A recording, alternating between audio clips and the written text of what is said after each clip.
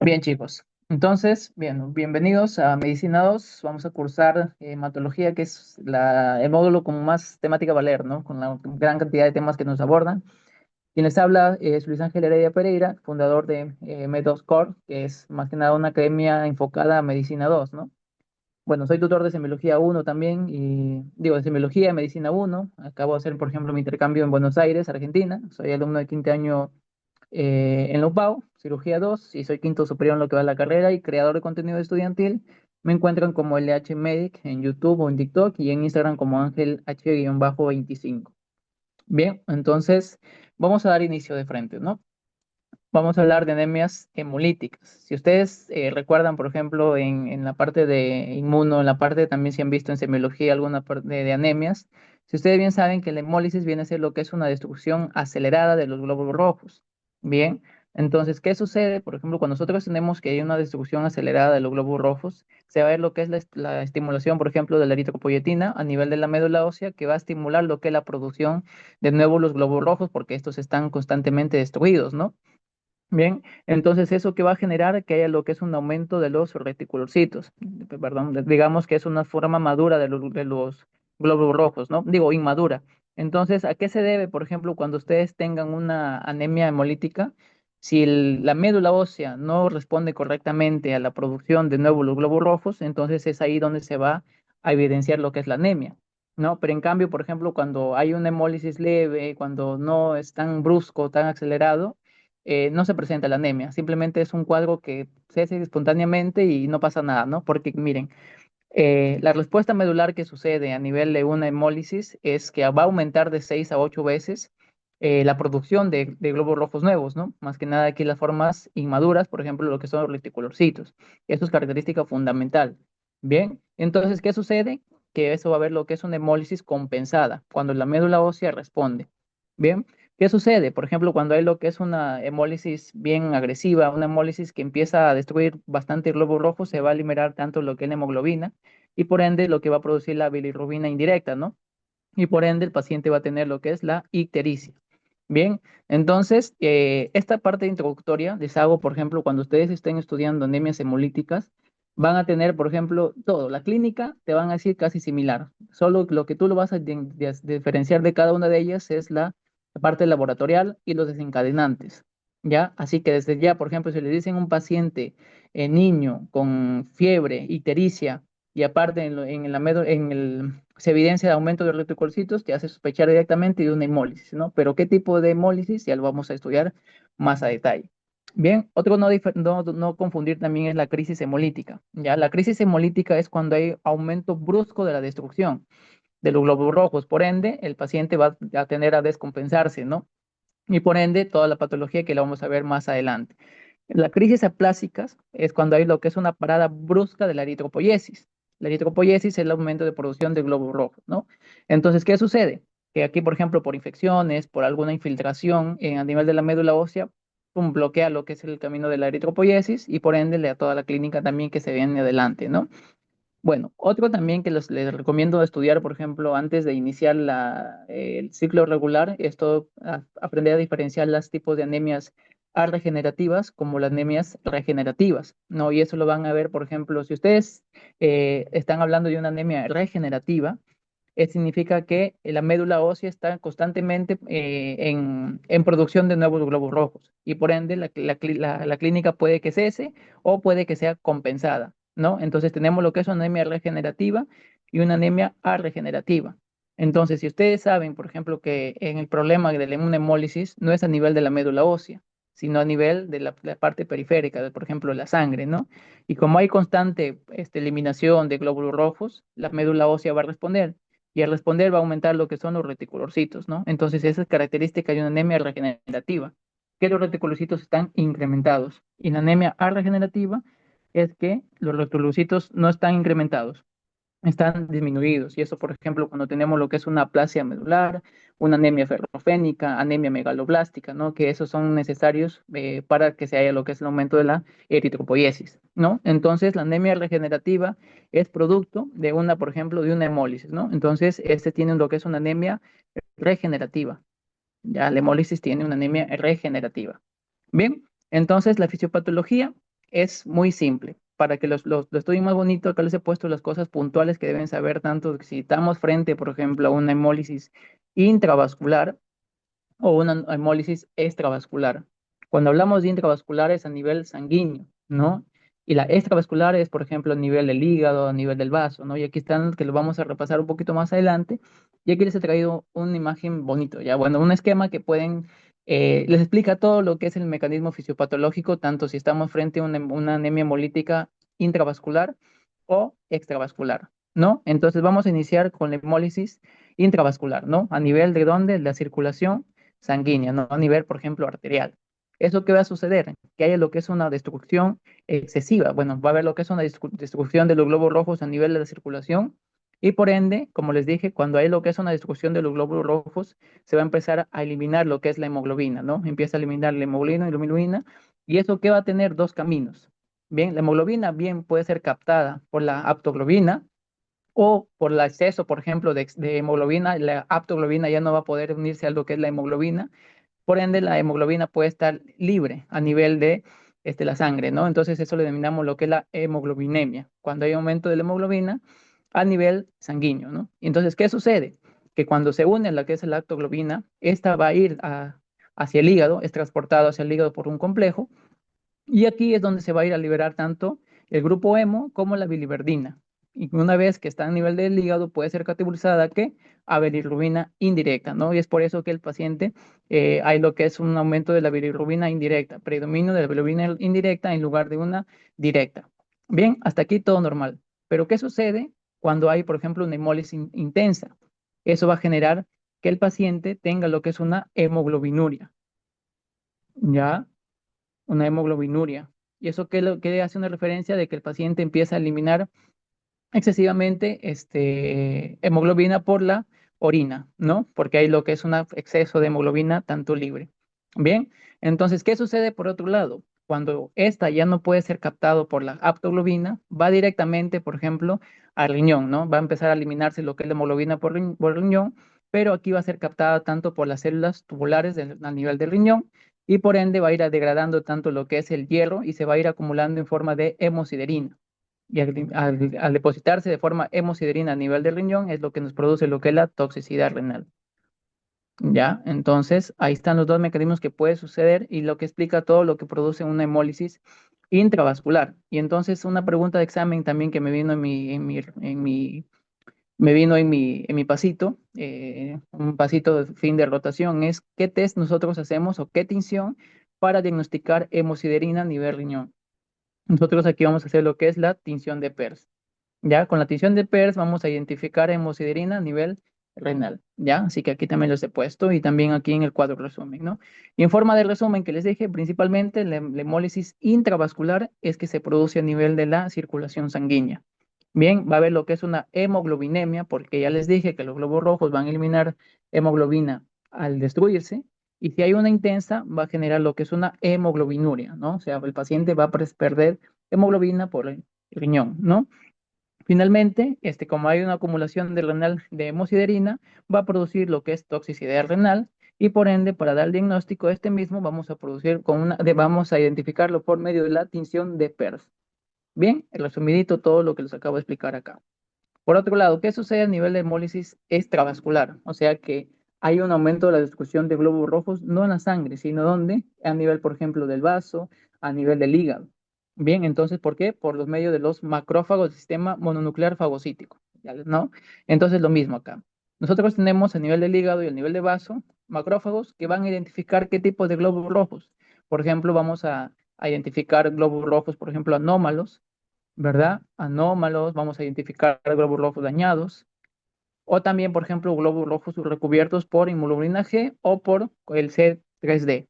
Eso es lo que sucede, por ejemplo, en los mecanismos de las anemias hemolíticas autoinmunes, ¿no? Que los glóbulos rojos están recubiertos por estos tipos de anticuerpos y por ende van a empezar a ser destruidos, ¿ya? Entonces, eso es lo que va a suceder a nivel extravascular. Y entonces, ¿qué va a suceder? Que a nivel del interior de los macrófagos, van más que nada, por ejemplo, a nivel de los lisosomas. Estos mismos se van a ser destruidos y convertidos, por ejemplo, en lípidos y proteínas, y también se va a liberar lo que es el grupo hemo, lo mismo, porque hay destrucción de los glóbulos rojos, ¿no? Y al liberarse lo que es el grupo hemo, nuevamente lo mismo, ¿no? Entonces ya les dije, nuevamente lo mismo. Y finalmente, cuando esta produce lo que es una hemólisis ya crónica por la nivel del vaso, a nivel del hígado, es lo que nos va a producir aquí lo que es la esplenomegalia. Bien, una esplenomegalia. Perfecto. Entonces aquí tenemos los diferentes tipos de mecanismos y aquí lo resumo. ¿Por qué les hago énfasis bonito aquí a nivel de la fisiopatología? Para que lo puedan entender, por ejemplo, en un anticuerpo caliente, qué tipo de anticuerpo predomina, o sea, qué tipo de, si va a predominar tanto de hemoglobina G o hemoglobina M y dónde es destruido, ¿no? Entonces la terapia va dirigido a eso. Si uno va predominando a nivel del vaso, se saca el vaso y el paciente ya está, es una medida que es un tratamiento, ¿no? Pero ¿qué sucede, por ejemplo, si un paciente es sometido a una esplenectomía y no responde, entonces ya no te hace pensar que sea el vaso el lugar de la destrucción, ¿no? Entonces, de acuerdo a lo que tú saques, ¿qué tipo de hemoglobina tienes? Perfecto, entonces lo mismo. Forma de resumen, a nivel de los macrófagos del vaso y el hígado va a ser identificado los glóbulos rojos anómalos o recubiertos por hemoglobinas, son degradados en lípidos y proteínas en grupo hemo, y esto va a generar lo que es un aumento de la bilirrubina, y cuando hay lo que es una hemólisis masiva, una esplenomegalia. Perfecto. No confundirse, ¿ya? Una hemólisis intravascular de una hemólisis intracorpuscular, ¿ya? Por eso, acá a nivel, por ejemplo, de la clasificación que nos da el pregrado, este es un cuadrito resumido por mí del pregrado, es lo que nos hace identificar los diferentes tipos de hemólisis según la distribución y según la afectación. Por ejemplo, si nosotros tenemos anemias hemolíticas corpusculares, hace una referencia que el defecto está a nivel del eritrocito, ¿no? O sea que hay, por ejemplo, a nivel del glóbulo rojo, hay defectos, ¿no? Puede ser, por ejemplo, falta de enzimas, o cuando viene, por ejemplo, es destruido directamente así este glóbulo rojo acá, el glóbulo rojo, o si, por ejemplo, hay una alteración genética del propio eritrocito, ¿no? Entonces, eso es una anemia hemolítica corpuscular. Pero una anemia hemolítica extracorpuscular es cuando la distribución no es por un defecto del glóbulo rojo, sino hay mecanismos que generen lo que es la distribución de este glóbulo rojo. Por ejemplo, una anemia hemolítica autoinmune, una anemia, por ejemplo, post de transfusiones. Si un paciente le transfundes un grupo sanguíneo incorrecto, esto va a generar lo que es una hemólisis post-transfusional, ¿no? Y entonces empieza a hacer lo que es una destrucción. ¿Y qué tipo de anemia hemolítica es? Una anemia hemolítica extracorpuscular. Bien, otro también que vamos a estudiar aquí es la hemoglobinuria a frigor o también la hemoglobinuria paroxística a frigor, ¿ya? Eso es lo que nosotros hablamos de la enfermedad de las crioglutininas. Bien, entonces vamos por partes. Cuando nosotros tenemos una anemia hemolítica corpuscular, tenemos tanto de congénitas como adquiridas. ¿Cuáles son las preguntadas en examen?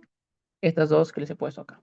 Bien, entonces, principalmente, cuando nosotros tenemos una alteración de la membrana eritrocitaria, o sea, por acá, ¿no? El paciente empieza a tener lo que es una alteración propia de la membrana eritrocitaria, nosotros vamos a tener principalmente, por ejemplo, las alteraciones genéticas, ¿ya? Aquí las que van a predominar es, que ha sido pregunta de examen, la esferocitosis, ¿ya? Porque eso nosotros más lo estudiamos, la esferocitosis hereditaria. Ya, este sí o sí tienen que saberlo, ¿ya? Porque ha sido pregunta de examen, bien, pues, su mecanismo fisiopatológico o su tratamiento, o sus características a nivel de laboratorio. Bien, luego tenemos también lo que es la liptocitosis hereditaria, estomatocitosis hereditaria, acatocitosis hereditaria. Más que nada, ¿cómo lo identificamos estas alteraciones? Por un frotis, ¿no? Por ejemplo, si hubiese un frotis esferocitos, ya te hace sospechar lo que es una esferocitosis, ¿no? Si hubiese liptocitos y así, más que nada, ¿no? La más preguntada, como les dije, es la primera. Bien, otra también que nosotros tenemos es las alteraciones enzimáticas. Desde acá les digo que no se maten estudiando estas últimas, ya porque es muy infrecuente. Simplemente sepan las características fundamentales, los que les voy a dar, por ejemplo, en la segunda clase. Bien, pero aquí la que predomina es la deficiencia de la enzima, más que nada la enzima de glucosa, ya 6 fosfato hidrogenasa, deshidrogenasa. Voy a ponerlo todo completo, ya para que lo apunten. Estas sí tienen que saberla sí o sí, ¿ya? Glucosa 6 fosfato deshidrogenasa, genasa, ¿ya? O también nosotros lo podemos poner como la G6PD, ¿ya? Esta sí, esta es pregunta de examen, ¿ya? Desde acá les digo, por ejemplo, te dicen paciente, varón, que tiene una hemólisis intensa después de haber consumido habas, ¿no? ¿Cuál es el diagnóstico probable y qué test lo solicitarías? Entonces, es deficiencia por esta enzima y el diagnóstico que lo vamos a explicar más adelante, ¿no? No vamos a ir corriendo. Bien, entonces esta ha sido pregunta, ha venido nuevamente en todos los parciales está viniendo pregunta de esta. Ya, si bien te dicen, por ejemplo, todo lo que es la característica, por ejemplo, después de qué consumo de qué alimentos o de qué fármacos te produce esto una hemólisis, ¿no? ¿Cuál es la patología? Bien, entonces también tenemos la deficiencia de la pirimidina 5 nucleasa y la deficiencia de la piruvaticinasa, pero la que les dije aquí simplemente la primera. Bien, otra, alteraciones en la síntesis de hemoglobinas, aquí son las hemoglobinopatías estructurales, o también los síndromes talasémicos, que no han sido pregunta de examen, ¿ya? Y las adquiridas, que sí ha sido pregunta de examen y que lo vamos a estudiar hoy día. La que tenemos la hemoglobina paroxística nocturna, ¿ya? Hemoglobinuria paroxística nocturna, es la parte de las adquiridas de anemias hemolíticas corpusculares. Bien, las anemias hemolíticas extracorpusculares, principalmente tenemos las que son por producto de una destrucción autoinmune. Ya aquí de tanto que les hablo en el grupo, la anemia hemolítica autoinmune por anticuerpos calientes. Ya, anticuerpos calientes, anemia hemolítica autoinmune por anticuerpos fríos, listo, y la hemoglobinuria paroxística a frigor. Ya no se confunden a hemoglobina paroxística a frigor con la hemoglobina paroxística nocturna, que son totalmente distintos. Bien, la hemoglobina paroxística a frigor es porque nosotros tenemos lo que son las hemolicinas bifásicas, ya, que lo voy a explicar un poquito más adelante, o también denominadas las enfermedades de la crioglutinas. Por ejemplo, cuando nosotros tenemos por anticuerpos calientes, es que el paciente, cuando es sometido a unas temperaturas altas, empieza a hacer lo que es hemólisis, ¿ya? En temperaturas, por ejemplo, mayor de 37 grados, empieza a hacer la hemólisis. Y los anticuerpos fríos es, por ejemplo, cuando hay hemólisis de 0 grados a 20 grados, ¿no? Distinto. Pero en cambio, la hemoglobina paroxística a frigor, o también de las hemolicinas bifásicas, cuando nosotros tenemos que estas hemolicinas se activan, bueno, más que nada empiezan adherirse, por ejemplo, a formarse cuando la temperatura está disminuida, pero cuando esta incrementa mayor de 37 grados, empieza a hacer lo que es la hemólisis. Bien, entonces bien puede ser, es ambas, ¿no? Tiene bifásicas, por eso pueden ser anticuerpos calientes y anticuerpos fríos unidos. Bien, entonces eso lo vamos a explicar más bonito adelante. Anemia hemolítica autoinmune, ahí les he dejado, reacción posttransfusional y enfermedad hemolítica del recién nacido, que tampoco se debe estudiar. ¿Ya? Y la anemia hemolítica por hemolítica inmune por anticuerpos a fármacos, ¿no? Aquí, más que nada, tampoco ha sido pregunta de examen, pero les he puesto ahí también una diapositiva para que hagan lo que es en temas de exposición o temas de pregunta de rotación, nada más, ¿no? Bien, las causas no inmunes también, en general, son que tú lo menciones, ¿no? Por ejemplo, las microangiopatías, ya que ustedes ya saben, por ejemplo, la coagulación intravascular diseminada, la PPT, el síndrome hemolítico urémico, que la han estudiado también, ¿no? Prótesis valvulares, hemoglobinuria de la marcha y del deporte, agentes físicos o químicos, por ejemplo, el plomo, ¿no? Que empieza a destruir lo que son los glóbulos rojos, gérmenes, por ejemplo, los parásitos, la malaria, que ustedes ya han estudiado, ¿no? Que empieza a destruir por estos mismos, empieza a generar lo que es una anemia hemolítica por destrucción de los glóbulos rojos, y el hiperesplenismo, ¿no? Que también cuando hay lo que es un incremento del tamaño del vaso, este empieza a aumentar su función, ¿no? Y ustedes saben que el vaso se encarga de eliminar los glóbulos rojos, por ejemplo, anómalos, viejos, ¿no? Entonces, cuando este aumenta su función, aumenta también la destrucción. Bien, entonces aquí está lo subrayadito, lo que está con amarillito, eso es lo que tienen que estudiar, ya para facilitar la vida, sino que empiecen a estudiar todo por uno. Si ustedes abren su pregrado, saben, en la anemia hemolítica son como 40 páginas, creo, en el pregrado, ¿ya? Bien, entonces la clínica, chicos. La clínica, yo les voy a decir de una vez, ya, por ejemplo, una anemia hemolítica es muy, muy fácil de sacar por la clínica. ¿Listo? Por la fisiopatología que les dije todo, ¿no? La clínica, como les dije, va a depender tanto de la intensidad y la presentación. Si tenemos que hay lo que es una presentación muy brusca, o sea, que hay una destrucción exacerbada, el paciente va a presentar todo lo que les dije, ¿no? Por ejemplo, la anemia, el síndrome también el ictérico, ¿no? El paciente va a venir amarillo, Bien, entonces, como les dije, anemia sintomática, nosotros lo evidenciamos a nivel de la palidez mucocutánea o también malestar general, dolor abdominal, ictericia conjuntival, lo que les dije, la esplenomegalia, que también puede estar incremento del vaso, y orina en Coca-Cola, ¿ya? Orina en Coca-Cola es lo que hace una referencia que es lo que es una eliminación de la hemoglobina, ¿no? Como les dije, un aumento de la eliminación de la hemoglobina te produce lo que son orinas oscuras. Entonces, ustedes no se confundan, por ejemplo, en esta, ¿no? La deficiencia de la glucosa 6-fosfato deshidrogenasa, les dicen, ¿no? En la orina del paciente te dicen todo el cuadro anémico, ictericia y también orina en Coca-Cola. No se orienten de que la orina Coca-Cola es netamente de esta patología. No, ¿ya? A un aumento del exceso de producción de glóbulos rojos, te va a producir orina Coca-Cola. Simplemente que, como siempre te menciona el libro, y se piensa que la orina característica en Coca-Cola es de la glucosa 6-fosfato deshidrogenasa. Pues no, simplemente piensen, enfoquen eso en grande, ¿no? A nivel del laboratorio, aumento de la eritropoiesis. Como les dije, es una anemia regenerativa. Y si hay lo que es un aumento de la eritropoiesis, vas a entender lo que es el aumento, por ejemplo, reticulorcitos. Vas a tener también, por ejemplo, que haya formas muy jóvenes, ¿no? También eritrocitos puedes tener, esferocitos, anomalías morfológicas, el paciente, bueno, no va a producirse glóbulos rojos así de acuerdo a su tamaño, de acuerdo a su forma, ¿no? Puede ver lo que son anomalías morfológicas. Y la distribución eritrocitaria, lo que nos va a producir, el aumento de la bilirrubina indirecta y también el LDH, lo que les dije, ¿no? Que lo que es una liberación a nivel de los sistemas, lo que son los lípidos, ¿no? Y por ende, hay aumento también del LDH. Otro también lo que les dije, hemoglobinemia, hemoglobinuria, hemosideruria y disminución de la aptoglobina. También les había mencionado en la fisiopatología, ¿no?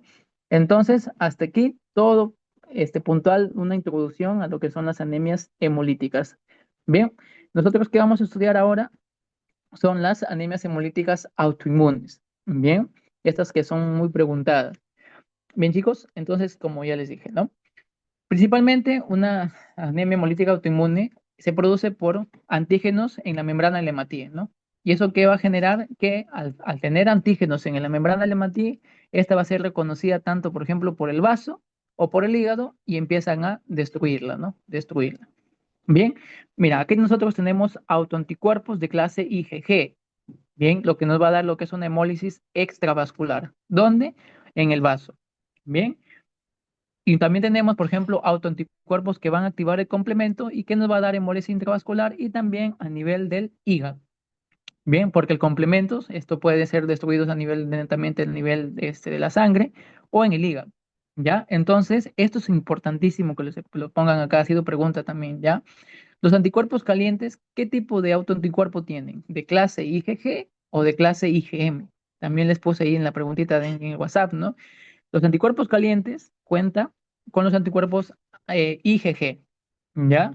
Y los fríos con IgM, ¿ya? Eso es la pregunta característica. Ya, o también te dicen, por ejemplo, se evidencia en la anemia hemolítica autoinmune anticuerpos de clase no IgG, ¿ya? Cuando te dicen no IgG, piensa en anticuerpos fríos. Lo que les dije, ¿no? Hemólisis a nivel de 37 grados y la hemólisis a nivel de 0 a 20 grados en los anticuerpos fríos. Y los autoanticuerpos bifásicos tenemos principalmente la hemolicina de Donat Landsteiner, ¿ya? Que estas son las hemolicinas bifásicas, ¿no? Que pueden, como les dije, van a empezar a nivel de una temperatura muy bajita y luego cuando llega a temperatura mayor de 37 grados empieza a hacer lo que es el cuadro hemolítico, ¿no?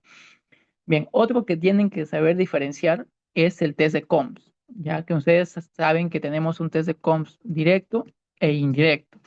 El directo es que va a determinar tanto la presencia de IgG y o fracción del complemento C3 sobre la membrana, ya sobre la membrana, acuérdese eso. Y indirecto es que determina anticuerpos libre en plasma, ¿no? Entonces aquí miren, el test de COMS indirecto, tenemos lo que son los hematíes normales, están normalitos, no tienen nada, pero en el suero sí empiezan a evidenciarse los anticuerpos, ¿no? IgG, IgM y la IgA, o inclusive el complemento. Entonces, acá empieza a identificar lo que es el test de COMS indirecto, presencia de estos autoanticuerpos a nivel del plasma. Y el test de COMS directo, miren, acá ya tenemos un glóbulo rojo, pero con los antígenos a nivel de la membrana, ¿no? Entonces el test de Cone viene acá y te identifica, o sea, es directamente al glóbulo rojo, más que nada que se acuerden así, ¿no? Esa es la diferencia del test de Combs directo e indirecto. Por eso saben que, por ejemplo, un paciente puede tener positividad tanto para el test Combs directo e indirecto. Bien, porque este bien pueden estar, por ejemplo, en el plasma o adheridos hacia el glóbulo rojo, ¿no? Entonces, esa es la diferencia tanto de la prueba de test de Combs. Bien, chicos, entonces esto es un cuadrito resumen para que no se mareen al leer lo que es el libro que les he traído, tanto la diferencia de un anticuerpo caliente y un anticuerpo frío. Cosas puntuales, ¿ya? Lo más frecuente es esto, ¿ya? El anemia hemolítica autoinmune por anticuerpos calientes. Bien, es más frecuente en mujeres, por eso siempre te ponen un caso clínico con una mujer, o sea, de una mujer que, por ejemplo, que tiene lupus, ¿no? Porque esta puede estar asociada al lupus, a linfomas o la leucemia linfocítica crónica. ¿Ya? En cambio, la anemia hemolítica por anticuerpos fríos es menos frecuente, pero la característica fundamental es que te dicen que el paciente empieza a tener acracionosis, ¿ya? Este temita, este nombrecito lo van a ver también en reumatología como en dermatología, ¿ya? Acracionosis. Bien, entonces, bien. Otro también, por ejemplo, una anemia hemolítica por anticuerpos calientes que se asocia a trombocitopenia, también pregunta que les puse en un grupito de WhatsApp, se le denomina síndrome de Evans. ¿Ya? Síndrome de Evans, cuando nosotros tenemos una anemia hemolítica por anticuerpos calientes, más trombocitopenia. Bien, ahí está, cantadito. Bien, chicos. En otro caso también, por ejemplo, un paciente que tenga casos secundarios, por ejemplo, lupus o linfomas, puede tener adenopatías, fiebre, sudoración profusa, dermatitis.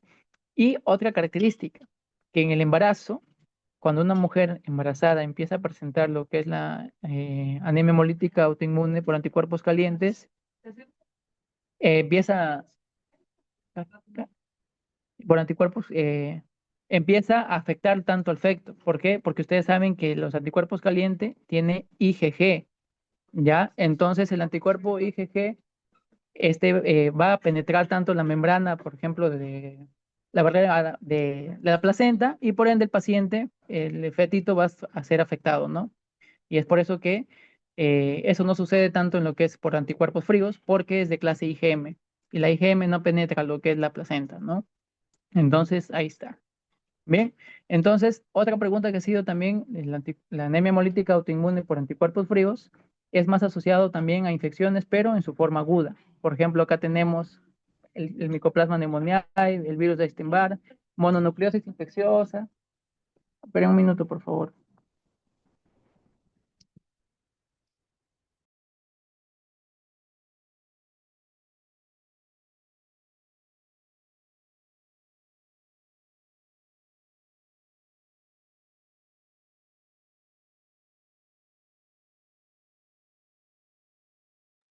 Y chicos, disculpen. Que lo que me dije que la forma aguda se asocia tanto a infecciones, por ejemplo, del Mycoplasma pneumoniae, virus de Epstein-Barr, mononucleosis infecciosa y citomegalovirus, porque este tienen lo que es un componente de IgM policlonal, ¿no? Si ustedes ya lo estudiaron, estas patologías se asocian a lo que es el IgM y es por ende que cuando el paciente adulto, más que nada, te dicen en los exámenes, viene con tanto una hemólisis y aparte te dicen, ¿no? ¿Cuál es la patología más frecuente asociada? Viene a ser lo que es bueno, una anemia hemolítica autoinmune por anticuerpos fríos, ¿no? La forma crónica viene a ser idiopática, pero eso puede ser manifestación tanto de los síndromes linfoproliferativos. Ya les digo que hematología de la segunda unidad es para que la verdad, se tiren un balazo, porque van a haber un montón de síndromes linfoproliferativos, tanto el linfoma Hodgkin como no Hodgkin, y entonces es un montón, ¿no? Así que la primera unidad saquen sacar provecho. Bien, otra característica, como hacer por anticuerpos fríos, por ende, la anemia va a empeorar tanto en el invierno, ¿no? Y en verano mejora. ¿Ok? Entonces, ¿cómo hacemos el diagnóstico? Principalmente tenemos lo que es una anemia variable, ya, de tipo normo-normo, y bueno, que por ejemplo a nivel de síndrome de Evans vamos a encontrar anticuerpos contra los glóbulos rojos y plaquetas, ¿no? Otro en la frotis, como les dije, vamos a evidenciar lo que son las formas agudas, digamos, inmaduras, que son los reticulocitos, y mira, acá está. Test de COMS positivo, ¿para qué? Para IgG, ¿ya? Allá que va a dar test de com positivo para qué, IgM y C3, diferente, ¿no? Entonces, IgM, no se olviden. Bien, y laboratorio que es en ambos van a evidenciar tanto que lo que les dije, ¿no? Aumento del LDH, van a encontrar la bilirrubina indirecta incrementada, hemosiderina, todo lo que les dije, ¿no? Bien, ok chicos, hasta ahí todo puntual, todo concreto, que lo den una revisadita nada más y ya están finos, ¿ya? Bien, bueno, la hemoglobina paroxística o FreeCore son autoanticuerpos, como les dije, de tipo, pero IgG, que se van a unir tanto en temperaturas bajas, pero cuando esto aumenta, va a generar lo que es la hemólisis, ¿no? No hay acrocianosis y es típico que el paciente, mire, esta es pregunta de examen, ¿ya? ¿Cuál es lo típico de una hemoglobina paroxística FreeCore? Que el paciente haya presentado lo que es hemólisis post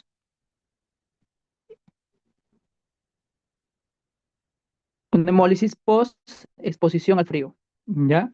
O sea que te dicen, ¿no? Que un paciente, niño, más que nada más frecuente en niños, empieza a producir lo que es una anemia hemolítica después de haber expuesto al frío, ¿no? Pero, ¿cuál es otra característica? Que esta cesa con el retiro, ¿no? O sea que el paciente, una vez que empieza a tener calor, empieza, por ejemplo, a abrigarle, empieza a perder tanto lo que es el contacto con el frío, entonces la hemólisis mejora. Por eso que en niños, por ejemplo, la variedad aguda es autolimitada. Bien, pero en la variedad clásica, esta también se puede estar asociado, por ejemplo, a sífilis secundaria o terciaria de forma crónica.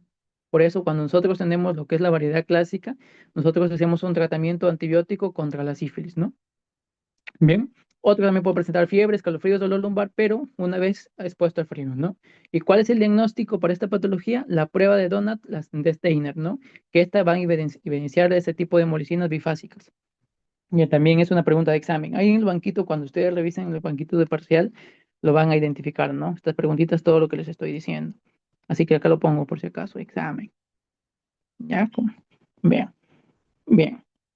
Entonces, ¿cómo nosotros hacemos el tratamiento? Ya, si no les he puesto una sola para que tengan a la simple vista, ¿no? Por anticuerpos calientes, eso que tengan en cuenta, ¿no? Que de frente, nuevamente, IgG y K es IgM. Bien, cuando nosotros tenemos un IgG, ya se saben dónde va a ser distribuido lo que son los globos rojos, a nivel del vaso, ¿ya? Y cuando son IgM, son distribuidos a nivel de dónde? Del hígado, ¿ya? Esa es la diferencia para que sepan el tratamiento, ¿ya? Entonces, principalmente, hacer lo que es autoinmune, el principal tratamiento vienen a ser los corticoides, la prednisona, ahí les dejo las dosis, que se va a durar tanto de 2 a 4 semanas a dosis completa, o sea, vamos a calcular esta dosis y la vamos a mantener por 2 a 4 semanas. Una vez que nosotros evidenciamos que el paciente esté mejorando, vamos a ir disminuyendo la dosis, vamos a ir disminuyendo hasta la remisión, ¿no? Hasta quitarlo totalmente lo que es la prednisona. Pero nosotros cuando sabemos que tenemos que retirarlo, cuando por ejemplo la hemoglobina aumenta mayor de 10 o mayor de 11. Cuando nosotros tenemos un pacientito con anemia y ya sabemos que es una anemia hemolítica por anticuerpos calientes y ahí iniciamos el tratamiento y vemos que la hemoglobina está por encima de 10, uy, entonces perfecto, lo retiramos. Pero si nosotros tenemos lo que es una hemólisis muy intensa, muy grave, que necesitamos revertirla sí o sí, vamos a utilizar lo que es la metilprednisolona, pero endovenosa. ¿Cuánto vamos a utilizar? De 500 a 1000 miligramos día por 3 días, ¿no? O en todo caso también hemoglobina G endovenosa, pero en dosis alta. Nosotros cuando decimos que el paciente haya tenido lo que es un fracaso a los glucocorticoides, o sea, que el paciente no haya respondido, entonces tenemos que iniciar otro fármaco. Cuando no hay respuesta dentro de 3 a 4 semanas, ya porque se dice que cuando nosotros iniciamos un tratamiento, a las 2 semanas el paciente ya tiene que haber notado lo que es una mejoría. Pero cuando ya este llega de 3 a 4 semanas y no mejora, entonces es donde nosotros vamos a iniciar unas dosis altas, ¿no? Mayor de 15 miligramos día. Bien, o sea, que el paciente no esté respondiendo netamente, por ejemplo, a los corticoides y nosotros seguimos aumentando las dosis y esta sobrepasa mayor de 15 miligramos día, entonces fracaso total, ¿ya? Fracaso los glucocorticoides. ¿Qué vamos a utilizar? La segunda línea, que es rituximab. Ya ahí les dejo las dosis por 4 semanas. Pero cuando el paciente no haya respondido tanto a rituximab y tampoco a los glucocorticoides, te queda lo matar, como dice el doctor, el cirujano, muerto el perro, muerto de rabia, ¿no? Entonces, Por última opción, la esplenectomía, porque ya saben que aquí el paciente empieza a destruir los glóbulos rojos a nivel del hígado, ¿no? Por ser clase IgG, ¿ya? Y si no hay respuesta, aquí les hago una pregunta, ¿no? Y si no hay respuesta a los glucocorticoides y tampoco a la esplenectomía, ¿qué es lo que está sucediendo? ¿Ya? Hay casos aislados que se produce una anemia hemolítica autoinmune por anticuerpos calientes que no sea de clase IgG y que sea clase de qué? Clase IgM, calientes, pero no fríos, ¿no? Entonces, como les dije, ¿dónde son destruidos los globos rojos con clase IgM? En el hígado. ¿Listo? Entonces, tú por más que el pobre pacientito lo hayas bañado de glucocorticoides, lo hayas sacado su hígado y aún no responde, entonces, ¿qué te hace pensar? Que es de tipo IgM y que los macrófagos comprometidos aquí vienen a ser a nivel del hígado, ¿no? Entonces, es ahí, ¿cuál es el tratamiento? Sería acá, es sacarle el hígado, pues ya el paciente no viviría, pues, ¿no? Entonces ahí sería, integraríamos lo que es la terapia paliativa, a seguir aumentando lo que son las dosis, mantenerlo, ¿no? Con rituximab. Entonces, eso más que nada que tengan en cuenta por si puede hacer una preguntita del doctor por ahí, ¿no? Eso te dice el pregrado. Ya todo lo que les he puesto acá, el pregrado te lo dice en el libro. Si quieren, van y lo corroboran, ¿ya? Entonces, ¿qué sucede? Que los anticuerpos fríos, principalmente una medida profiláctica, no te expongas al frío, pues. Si te pones al frío, te da tu hemólisis, pues, ¿no? Y tenemos que tratar la enfermedad de base, por ejemplo, una neumonía, ¿no? Lo que les dije, o una infección por mononucleosis, ¿no? Tenemos que tratar sí o sí lo que es la enfermedad de base. Otra cosa, que este no va a responder tanto a los glucocorticoides y tampoco es útil lo que es la esplenectomía. ¿Ok? Porque ya les dije, ¿no? ¿Dónde está distribuido acá en el hígado? ¿Por qué lo saco el vaso si se da en el hígado el problema, ¿no? Otro que podemos utilizar es la ciclofosfamida, que esto va a mejorar tanto la hemólisis. Y primera línea efectiva viene a ser lo que es el rituximab, ¿no? Porque este no responde a los glucocorticoides. Ahí está, la misma dosis. Si necesitamos administrar glóbulos rojos porque la anemia, digo, claro, pues no, un paquete globular porque la anemia está muy baja, la hemoglobina está muy baja, ¿no? Entonces administramos concentrados de matías, pero calentaditos, ¿no? Y ambiente climatizado. Y si en todo caso necesitamos hacer lo que es administración de hemoglobina endovenosa o recambio plasmático terapéutico, pero ya eso es en casos según lo que necesite, por ejemplo, ustedes en la semana, en la siguiente unidad, la unidad 2 van a hablar todo lo que es la hemoterapia. Y es ahí tienen que saber, por ejemplo, qué fármaco, a qué paciente, perdón, vamos a administrar este paquete de plasma, vamos a administrar paquete de plaquetas, crioprecitado, entre otras, ¿no? Entonces eso lo van a estudiar mejor en la segunda unidad. Ya, digamos que es un tratamiento de acuerdo al paciente, individualizado. Y a frigor, principalmente, que les dije, ¿no? La clásica que se asocia a sífilis, la tratamos. Y esta va a disminuir la frecuencia de los brotes. La forma infantil es autolimitada, así que simplemente esperamos, ¿no? Porque una vez que el niñito ya no esté expuesto al frío, entonces mejora. Bien, y entonces, ¿qué vamos a hacer? Que no se exponga al frío, pues, ¿no? Anemia grave, lo que les dije, transfusiones, si el caso lo requiera. Bien, chicos, hasta aquí alguna preguntita. A ver, una preguntita de lo que hemos visto. Lo que no les haya quedado en claro para volver a repetir, si no, avanzamos, ¿no? Estoy atento a ver. Avanzamos, ahí está todo. Si quieren, vayan a su libro, vean todo lo que les dije, todo prácticamente es de lado, ¿ya? Porque es un libro muy extenso, pero más completo, para que lo puedas entender, la fisiopatología y todo eso, ¿no? Pero aquí está todas las cosas puntuales que sí o sí tienen que saberse. Bien, ahora, lo, también hay una anemia hemolítica inmune, pero inducida por fármacos. Ya, esto no ha sido pregunta de examen, pero lo que sí les recomiendo es que sepan esto, ¿no? O sea, ¿qué tipo de fármacos tienen un mecanismo ya autoinmune, un mecanismo apteno o mecanismo neoantígeno? Las principales, ¿no? La alfa-metildopa, autoinmune, la penicilina, miren, mecanismo apteno, y la quinina, que viene a ser parte de los antipalúdicos, un mecanismo neoantígeno, ¿no? Esto por las puras, ya, por las puras, les digo, no ha sido pregunta de examen, simplemente para su rotación, por si les pregunte, ¿no? Pero ahí está todo el cuadrito del pregrado, ya, a los que hayan comprado material, ahí está todo. Bien, bueno, las no inmunes, simplemente es mencionarlos, ¿no? El hiperesplenismo, crece el vaso, crece su función y ya está. Y empieza a destruir mayor los globos rojos. Otro también, hemólisis mecánica, por ejemplo, la hemoglobinura en la marcha. Cuando un paciente después de hacer ejercicio empieza a generar hemólisis, ¿no? Alteraciones del corazón y de grandes vasos, la que es la macroangiopática. También, por ejemplo, microangiopáticos, ya lo que les dije, ¿no? El SHU, también el SID, ¿no? Desórdenes metabólicos y otros agentes químicos y físicos, por ejemplo, el plomo, ¿no? Agentes infecciosos, ya lo saben, ¿no? La malaria, ¿no? Malaria. Ahora sí.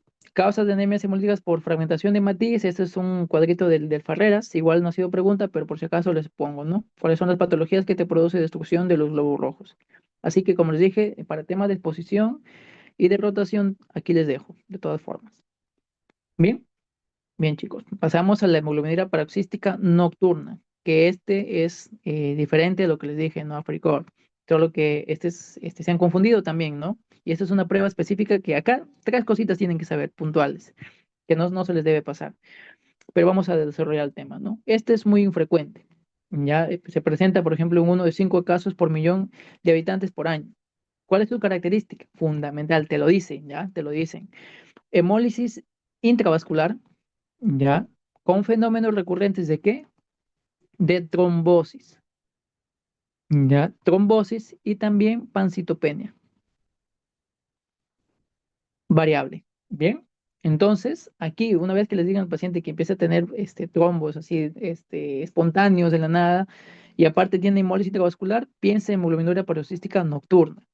¿Qué sucede en esta hemoglobinuria paroxística nocturna? Principalmente se debe a lo que es una mutación en el gen PIK-A, ya que va a dar la proliferación clonal de células progenitoras hematopoyéticas que conducen a la alteración del GPI. Ya se encarga tanto del anclaje de las proteínas a nivel de la membrana celular y entonces a generar lo que es una mutación, estas van a perder su función, ¿no? O sea, no va a haber lo que es el anclaje de las proteínas a nivel de la membrana del hematí y por ende hemólisis, ¿no? Destrucción de este mismo. ¿Cuál es la clínica? Aquí les he puesto en orden de cuál es la más frecuente que se presente. Lo más frecuente es la fatiga, disnea, hemoglobinuria, obvio, dolor abdominal, supresión en la médula ósea, disfunción eréctil, dolor en el pecho, la trombosis y la insuficiencia renal, ¿no? Pero ¿qué es lo que tienen que acordarse aquí? Hemoglobinuria, obvio, y trombosis, ¿no? Trombosis. Bien, chicos, diagnóstico diferencial. Cualquier hemólisis autoinmunes tienes que descartarlas. Las anemias hemolíticas, cualquier tipo. Trastorno de la médula ósea, por ejemplo, las insuficiencias medulares, porque esta te produce ¿qué? Pancitopenia, ¿no? Otro, hematuria o la amiglobinuria. Bien, chicos. Ahora sí, pregunta de examen. Como les dije en el grupo, ¿no? Un paciente que tenga hemólisis intravascular con fenómeno recurrente de trombosis y pancitopenia variable, ¿en qué sospechas y cuál es el test más importante para llegar al diagnóstico? Bien, principalmente, aquí lo que ha sido pregunta de examen es la prueba de Ham, ¿ya? Han-Dacle, ¿ya? Pero en la pregunta de examen te ponen el test de Ham. ¿Test de Ham o prueba de Ham? ¿Bien? Y esto que también te va a producir una anemia, laboratorio de hemólisis, ya no le pongo todo porque ya les dije en la introducción todo lo que da el laboratorio de hemólisis, y COMS negativo. Miren, ya, tengan un COMS negativo, un hemólisis, ya descartan todo lo que es las autoinmunes, ¿no? Cuando tienes un COMS negativo, no es autoinmune.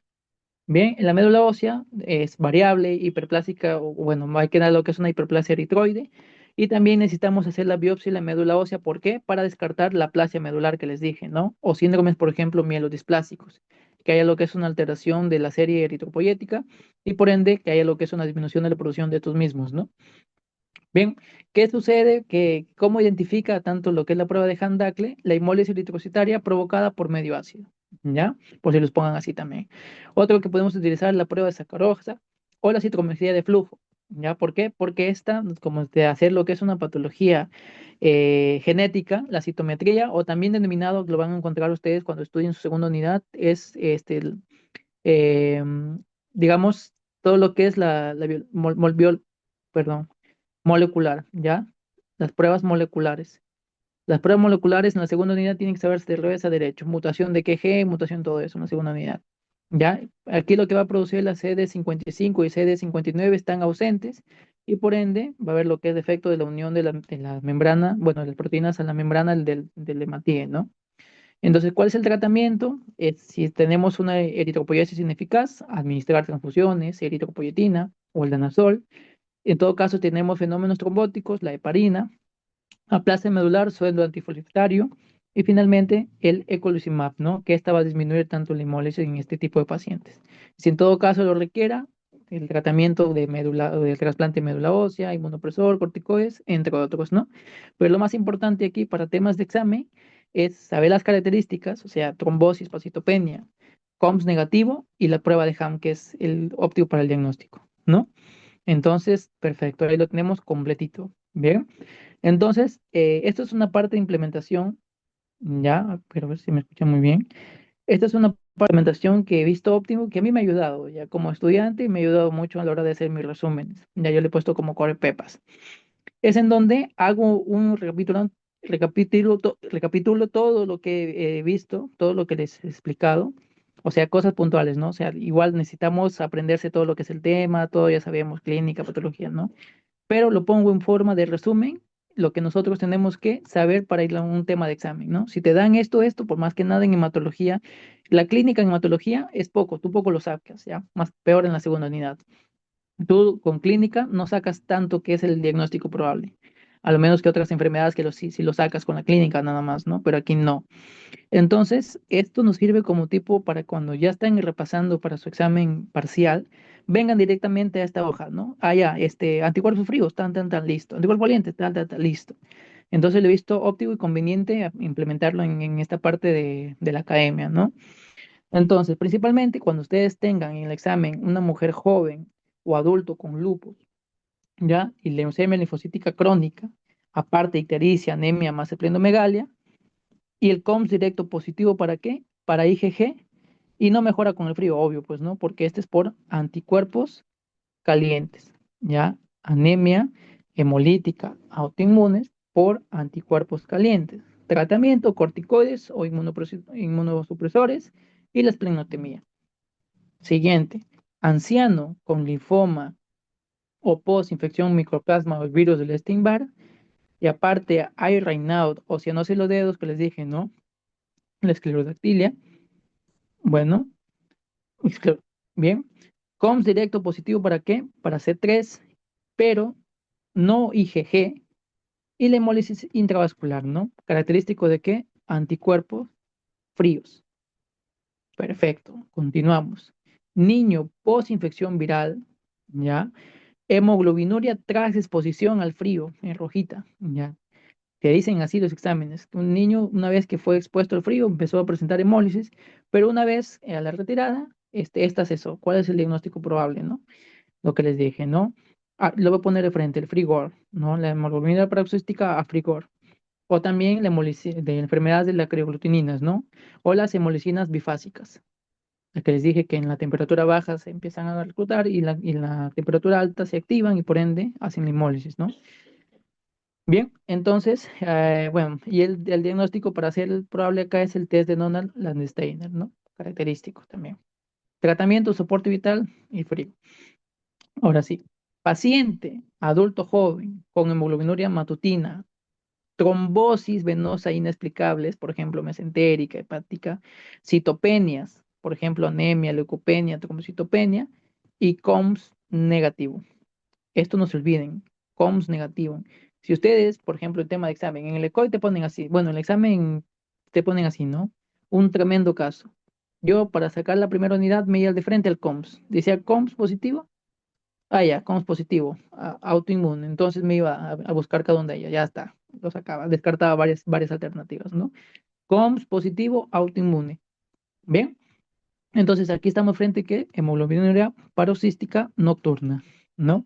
Y si nosotros hacemos una prueba molecular, tenemos CD55 positivo, digo, ausentes, y el CD59 también ausentes, ¿no? Más que nada es lo que son anticoagulación y tratar los fenómenos trombóticos. Y aquí le he traído nuevamente, como les dije al final de la clase, lo que somos los pretest que hacemos antes de iniciar cada clasecita, lo que les puse, ¿no? Anemia hemolítica autoinmune con COMS directo positivo para IgM, ya está. Les he bañado, les he repetido hasta que se cansen. IgM, ¿ya? ¿Cuál? Anticuerpos fríos, ¿no? Bien, que en forma aguda se asocia a infecciones, peor, pues ya les dije virus de Epstein-Barr, micoplasma. Y acá marcaron, por ejemplo, aquí algunos, hemoglobinura paroxística nocturna, porque no entraron a la clase, ¿no? Ahora sí, como ya entraron, ya se lo saben, por anticuerpos fríos. Bien, esa es la respuesta. ¿Cómo se conoce el síndrome que se presenta anemia hemolítica autoinmune más trombocitopenia? Aquí, síndrome de Evans también. ¿Por qué? Anticuerpos calientes, ¿no? Aquí está, miren, ve. De nuevo lo pasamos. Aquí está. Anticuerpos calientes, síndrome de Evans. Perfecto. Siguiente pregunta. En un paciente que presenta hemólisis intravascular y fenómenos recurrentes de trombosis y pancitopenia variable, señale cuál de las siguientes sería el estudio diagnóstico apropiado. Aquí en que estamos hablando de una disnea paroxística nocturna, ¿no? Por lo que les dije, lo que es la trombosis, ¿ya? Entonces, aquí se te dan cuenta en una pregunta que no te dicen el diagnóstico. Bacán, te dicen, en la disnea paroxística nocturna, ¿cuál es el diagnóstico óptimo bueno, cuál es el test para dar con el diagnóstico? Ah, ya, los sacas al toque, ¿no? Pero aquí te ponen el casito clínico de un paciente, ¿no? Trombosis y pancitopenia variable. Entonces, sospechas una disnea paroxística nocturna. Por ende, la prueba de elección aquí viene a ser la prueba Ham, de Ham, ¿no? Ham-Dacle. Todas eran todas las primeras, ¿no? Prueba de Ham, no se olviden, ya, prueba de Ham. Bien, bien chicos, ¿alguna preguntita? ¿Alguna preguntita? ¿Todo entendido? ¿Una parte que no lo hayan cogido? No se olviden de esto, ya de las IgM y IgG, y por qué en uno no responde lo que es la esplenotomía y el otro sí, ¿no? El que sí responde es por anticuerpos calientes, porque tiene IgG y este es desglosado a nivel del vaso, en cambio el otro en el hígado IgM. Hay casos aislados en donde se presenta también anticuerpos IgM calientes y por ende no responden a glucocorticoides y tampoco pese que lo sacamos su hígado, digo su vaso, ¿no? Entonces es porque está a nivel del hígado el problema, ¿no? Bien, bien chicos. ¿Alguna preguntita? Bueno, para mencionar, el día de mañana, no sé, en el grupo lo voy a hacer una encuesta. En el día de mañana vamos a hacer dermatología. Ya, por ejemplo, todo lo que son infecciones en dermatología es un montón. Ya es bastante un tema muy grande. Podemos hacer, por ejemplo, de unos 7 temas que son de las infecciones, podemos hacer unos 3. O si hacemos, por ejemplo, todo lo que es lupus también, lupus, pero la parte dermatológica. O también vamos a hablar, por ejemplo, de las dermatitis, ¿no? La dermatitis, que son también un montón y temas de examen siempre. Ya, así que les voy a dejar a su elección en el grupo. Y luego también en neurología vamos a hacer todo lo que es la enfermedad de Parkinson, ¿ya? Porque esa es también pregunta de examen, enfermedad de Parkinson. Y bueno, mis otros compañeros no sé qué se van a encargar de hacer tanto en el reumato como endocrino.